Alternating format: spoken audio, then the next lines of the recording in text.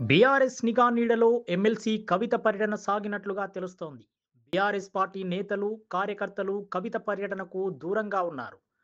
కేవలం జాగృతి కార్యకర్తలతో కలిసి మాత్రమే జిల్లాలో కవిత పర్యటించారు. జిల్లాలో ఎమ్మెల్సీ కవిత పర్యటనపై బీఆర్ఎస్ అధిష్టానం పూర్తి స్థాయిలో నిఘా పెట్టింది. పార్టీకి సంబంధించిన నేతలు ఎవరెవరు వెళ్తున్నారనే దానిపై ఆరా తీసింది. సొంత మీడియా ప్రతినిధులతో పర్యటన మొత్తాన్ని చిత్రీకరించాలని ఆదేశించింది. న్యూస్ అవసరం లేదని, కవిత వెంట ఎవరెవరు ఉన్నారో వివరాలు ఇవ్వాలని ఆదేశించినట్లుగా తెలుస్తోంది. అయితే పార్టీకి సంబంధించిన నాయకులు ఎవరు కూడా కవిత పర్యటనకు హాజరు కాకుండా ఆమెకు పెద్ద షాక్ ఇచ్చారు.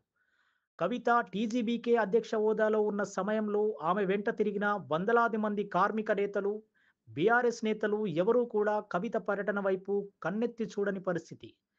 మర్యాదపూర్వకంగానూ నేతలు మొహం చూపలేదు. కేవలం పెద్దపల్లికి చెందిన దాసరి ఉష మాత్రమే కాసేపు వచ్చి వెళ్ళినట్లుగా తెలుస్తోంది.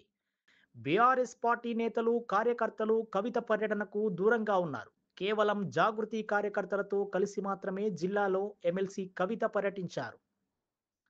దీన్ని బట్టి బీఆర్ఎస్ నుంచి కవిత బయటకు వెళితే ఎవరూ ఆమె వెంట వెళ్లరన్న సంకేతం వెలువడినట్లయింది. అంతేకాకుండా మీడియాతో నిర్వహించిన చిట్‌చాట్‌లో పార్టీలో పరిణామాలు, తనకు జరిగిన అవమానాల గురించి చెప్పుకొచ్చారామె.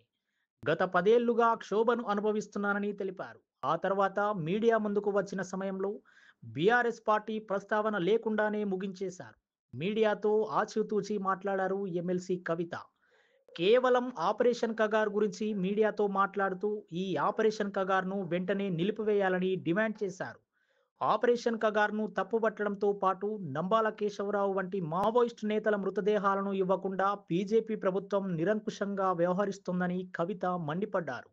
అలాగే సరస్వతి పుష్కరాల్లో స్థానిక ఎంపీ వంశీని అవమానించారని, దీంతో కాంగ్రెస్ పార్టీలో దళిత వ్యతిరేకత బయటపడిందన్నారు.